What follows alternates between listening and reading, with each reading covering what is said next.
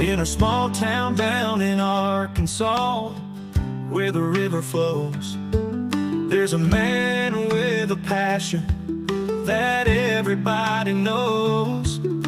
He's got a collection that'll make you stare. Vintage pocket knives laid with tender care. Howdy everybody. Welcome to HT's EDC, coming at you from the back patio. Hoping everybody had an awesome and safe weekend. Hope y'all got out there and got to enjoy whatever it is you do on your time away from work.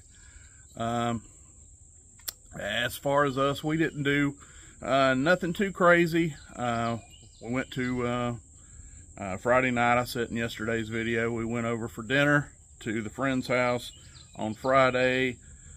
Saturday, pretty much just run some errands, some grocery shopping, and yesterday we went back to the friend's house, and my wife actually got in a swimming pool. They have a pool, and did a little floating, splishing and splashing, and me and my buddy, we just kind of chopped it up and ate a little cold watermelon on the back patio. Just had a good old time. Nothing too serious. But anyway, we are back at it here Monday, and as you can see, it is sunny. You see this sun beating down on my my right hand side here. Getting a little bit of a late start this morning. It's about 10:30 here, and the sun is just peeking over the housetop here. So got the old bucket hat on, and actually went with some sunshades today, where I wouldn't be blinded when I'm looking at y'all here in the camera. So anywho, let's get into it. We are going to start with our what you totin', and we always start with our little Jesus, because everybody needs a little Jesus in their life. We back that up with our Holy Land pocket cross, courtesy of Brother Dwayne Clark. Following it up in that same pocket, our Streamlight micro stream flashlight. Switching pockets over to my right pocket, we have the old truck fob, and in our back pocket we have our Open Sea leather wallet that houses my full armor of God challenge coin. Goes right in here. And that is our tote minus our Richter challenge, which is right here once again.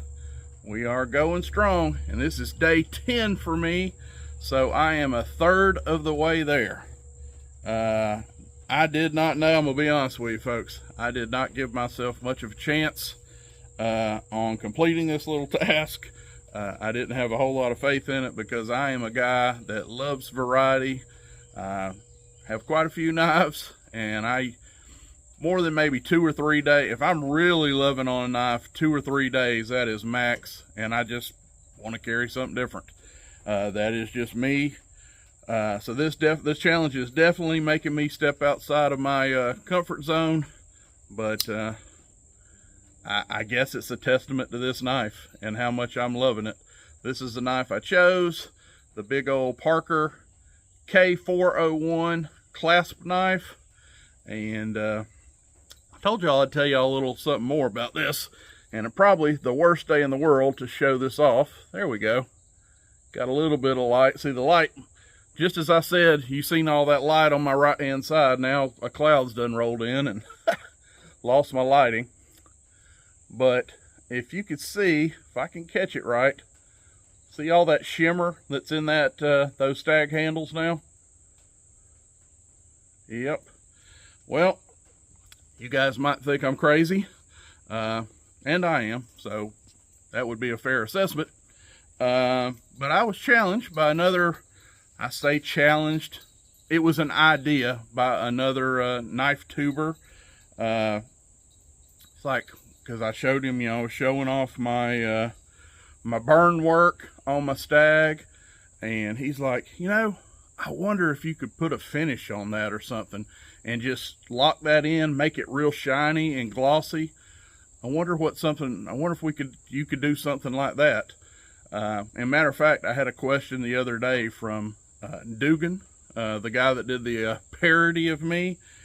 He asked, you know, when we got done with our burn, our torching on these knives, what we did we put any kind of finish on there? He was asking about wax. I have done that, probably in the past. I would come in with something like Ed's sheath salve, believe it or not. It is good on handles. Gives it a little protecting, gives it a little bit of a sheen when you wipe it on there and it dries, and then, you know, take your rag and kind of buff it. It does give it, you know, a little bit of a sheen. But I said, he's like, I wonder what would do if you put like a clear coat on it. If you like, you know, put a sheen on it, put some kind of coating. Well, from his lips to God's ear, I actually did 2 of them. I did this knife, and if you remember my trapper video I did about 4 or 5 days ago, I showed off that amber bone trapper that I put a burn on, carbon steel. Anyway, I taped all these, taped all this up real good, all the bolsters, all the action, really taped it off well, and I spray polyed this. This is some clear coat polyurethane, and action is still fine. Like I said, if you're gonna try something like this, you got to be a stickler to get all of your, you know, you do not want polyurethane, I promise you. And I'm not telling you to do this at home. Y'all probably think I'm nuts, but if you're gonna try it like I did, you're gonna have to make sure that all of your seams, all of your action, especially on a lock blade, all this stuff is taped off properly. You don't want it on your bolsters, you don't want it on your blade. You got to do a show enough evermore. And see, look at this sun back. That's what I'm talking about. Done back, clouds done roll past, and I'm getting torched myself again. But anyway, I went the extra mile, and if you ever think about doing that, you better do so also to tape off all the action, all the liners, you know, to make sure it don't get down any kind of way in the workings of this, of your knife. But you guys tell me. Again, there it goes. There we go. Definitely pops now. And if I could, doggone it, if I could get some light here. But anyway, I did that. As you can hear, still has a great authoritative snap. But this has been clear coated. And that sheen, you know, how long will that last with a lot of wear and tear? My only really worry that I have, well, 2, of course, getting it down. Number 1 would be messing up and getting some down in your action and have a gritty, sticky, nasty action. I do not. I mean, listen to that. There's nothing to hear. So we did well on that, but would be with time. Would something like this start flaking off, and in time will this look like death warmed over? I don't know. I mean, I used a very high quality. This wasn't the 99-cent can down at, you know, your local Walmart. I used some very high quality stuff, and I don't know. I mean, you clear coat furniture, you know, there's all kind of stuff, you know, that gets touched and rubbed on, and some of that stuff looks good. Hey, it's trial and error. I'm trying it. If I find out, you know, a month down the road these handles look like pure poo-poo, I'll come on here and say, I wouldn't do that. You know, learn from my mistake. But right now it looks fantastic. There's no action problems. I love the sheen it has. And again, I went with a high quality clear coat. We shall see. So maybe at the end of the 30-day challenge, I'm going to be using this. I've already used it this morning, cutting up. We were sending out that box of traveling box. I had to cut a bunch of tape and cut some packing material to get that all packed up. I used this knife yesterday on some ham and cheese and tomato sandwiches. I cut up my mater with it, and then I actually used the blade to smear on my Miracle Whip. Some people just passed out right then when I said Miracle Whip instead of mayo. I like them both, but I am going to admit to you, give me one or the other. I got my choice which one to grab for. I know. I'm going to grab that Miracle Whip. So, but I do like mayonnaise. But I love me some Miracle Whip. Anyway, that big old, you call it peanut butter spreader blade. Well, yesterday it was a Miracle Whip slatherer blade. So, anyway, that's my 30-day challenge, and we're going to see how these handles look, 30 days in. But as you can see right there, look at that. Beautiful, beautiful right now. So, step one, worry number one, getting down in the action, having a sticky, gritty action. Passed with flying colors. Question mark two, how will it hold up? Will it start looking bad? Will it start flaking off? To be continued. So, one thing you're not going to say about HT, I ain't scared.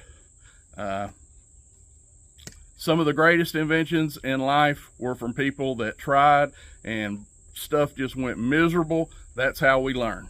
You can't be scared. If I fail, okay, well, yeah, I got a knife. I'm probably going to have to try to sand off and all and get it off if it starts flaking off. But, I mean, I say if this stays on there years, a year, multiple years, or who knows, forever, hey, there you go. It worked. So, anyway, there's that. All right. So, we have been talking about, I've heard a lot of stuff in the community about, what is it, Kershaw syndrome, Kershaw-titis or something. And there's, I heard Big Jim talking about that. I think, Ted Hart, I think he suffers from Kershaw syndrome, Kershaw-titis, whatever. Well, HT has came down with a similar sickness or disease, and it's called CLASPITITUS. That's right. This right here was a gateway. This was what infected me with said virus. My very first clasp knife, and now we have another one. And I've got the virus, folks. I'm ate up with it. I don't know if there's a cure for it. Haven't heard if there is so far, but I have came down with it, and it's pretty rough. Seems like I'm going to have these symptoms for some while now.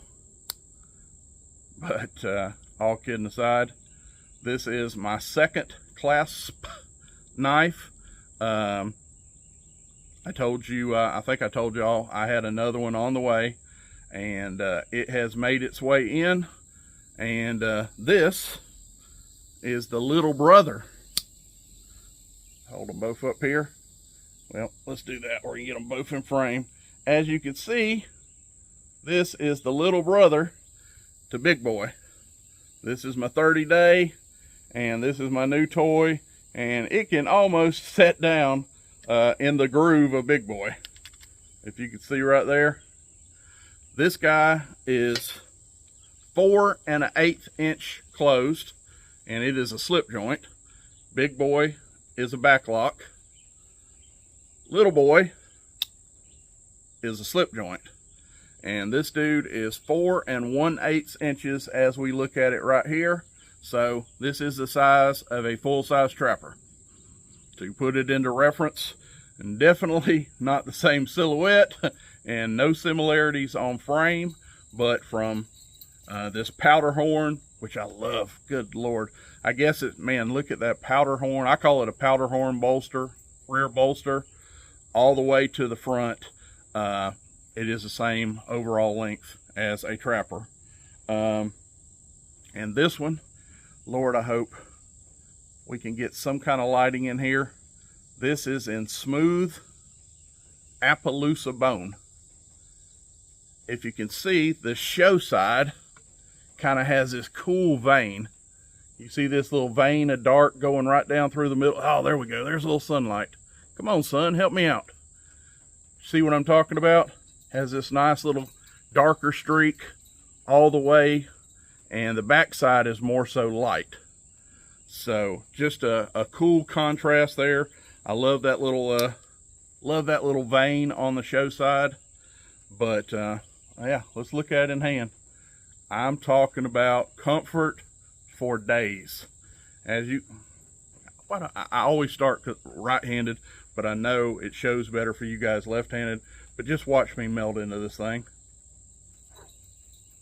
So good. So good. Not cramped whatsoever. You can still see I have my little finger guard up here. So if I want to slide up a little, I mean, I got that whole bolster, and look at my fingers. I'm loosey-goosey. If I slide up on that finger guard, I got that whole powder horn bolster at the back. And if I come on back here natural, just comfort for days. Same thing on Big Boy. Now this closed is 5 1/4, the same size as the folding. I think this is either 5 1/4 inches overall, or it's 5 1/2. It's either the same size as a big folding hunter, or maybe even 1/4 inch longer, but it's a big one. So 5 1/4, 4 1/8. So this one here is definitely an inch plus bigger total than the little guy. And they call this, get some fingerprints off of here. They call this dude the Little Bandit. And as you can see, you know what they're talking about. If you've ever been to a camp, if you've ever been camping and you are a rookie and you have ever made the mistake of camping and leaving out food at your campsite, which is absolutely a rookie mistake. I'm not going to say whether or not I have made that before, and I know from experience. Yeah, you will definitely not get any sleep that night, and you will see the little bandits. Those raccoons, they can smell food left out by your campfire, or anything left out, not put away in your tent under like almost lock and key. But they will harass you all night long. There's something else for getting in your garbage cans. So I definitely understand why they call them the Little Bandit, and have a picture of a raccoon. And I think these were part of a series. I know Parker did a bunch of outdoor series. They got a cat series, like a puma, a wildcat, what have you. And I know there's a horse, a Mustang. Well, anyway, part of that outdoors animal series, if you will, we have the Little Bandit. And what do I think about that? I think you already know. If I had my druthers and I could just push a button, that wouldn't be there. But Parker did not call me and ask my opinion. So if I want the experience of this knife, I either got to tolerate the Little Bandit billboarding, or get me out some sandpaper and what have you, and go to work on that and try to get that off. And honestly, that would probably be a booger bear, because this is like new old stock. I mean, this ain't faded whatsoever. You can see the words Little Bandit there. You got your coon. This thing is like new old stock, and I would have to, the juice isn't worth the squeeze to try to get this off, because you see how mirrored and shiny and pretty that blade is. You would have the scratches you'd have to put on there to get it off, and then you'd have to come back all the way through your grits of sandpaper to try to come back, you know, and get it to look like this pile side, nice and shiny and mirrored again. Me and Little Bandit just gonna have to form a little kindred spirit and a relationship through this knife. So, but get our tang stamp in there.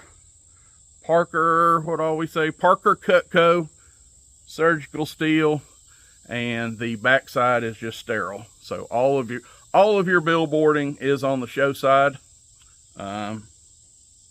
What else? Nail nicks. This is one that's probably, if Brother Aaron at 865 sees this knife, he probably just threw up in his mouth a little bit, because I know how much of affinity he has for the double nail nicks. But as you can see, Rough Rider, and it's been said before, Rough Rider, and I won't name the name. You guys probably know who's lead designer up there. It is not his fault. It is not just a Rough Rider thing for double nail nicks.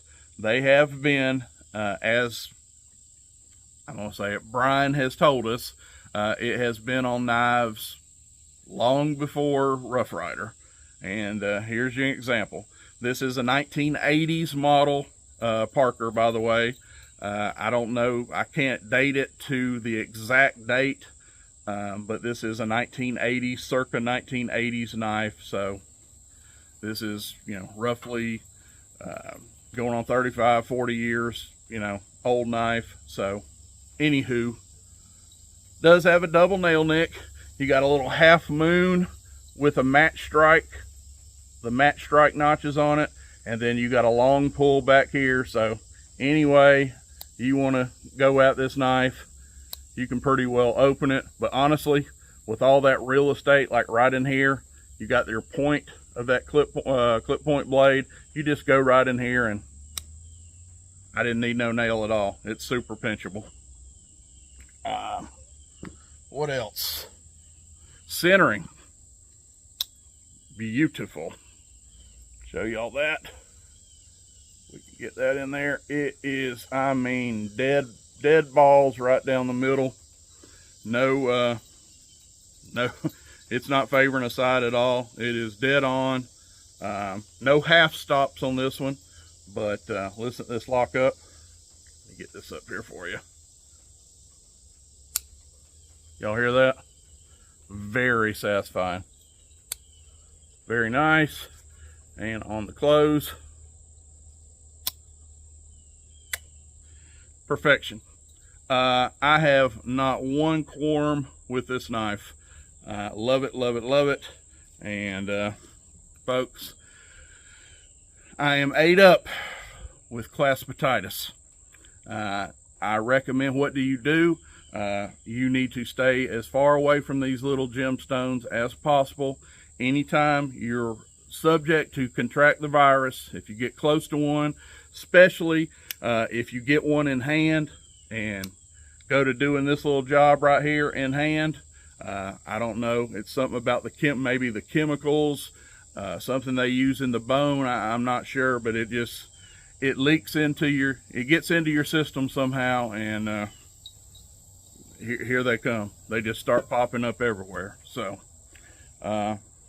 unfortunately, I have contracted the virus, and to date there has been no cure for it. So just as my public service announcement for you guys, stay away from them. Leave them for me. You know, I've already got the virus, so you know, you might as well just let me, you know, get the rest of it, you know. Anywho, the little Bandit, that is my knife of the day today. Would love to be toting it today. This goes well in a small to medium mag lock. I've tried it in a small mag lock, and it will go. I may try it in the medium, see if that's how tight or loose, which one fits it just best. But no doubt about it, it will go in a nice Legacy Knives mag lock, and you will see this in one soon, but hopefully not for the next 20 days, because old Big Brother is going to be taking up the pocket. And I mean, it takes up the pocket. You know, this thing's there, which isn't a problem to me. I like knowing I got a knife in my pocket, that when I pull out a knife, I got something. And this one, you got something when you pull this out. So anywho, that's what I got for you. Love you. and we got physical therapy. We got 2 sessions today. She actually has a double PT class session today, one at 1 o'clock and another one at 3 o'clock. So this afternoon we're going to be going and blowing and toting Miss T to therapy classes, but Lord willing and the creek don't rise, we'll do this again Tuesday morning. I'm HT. God bless. Buck knives gleaming under that old porch light. He'll tell their stories deep into the night. Reviews and torture tests, it's a sight to see. HT's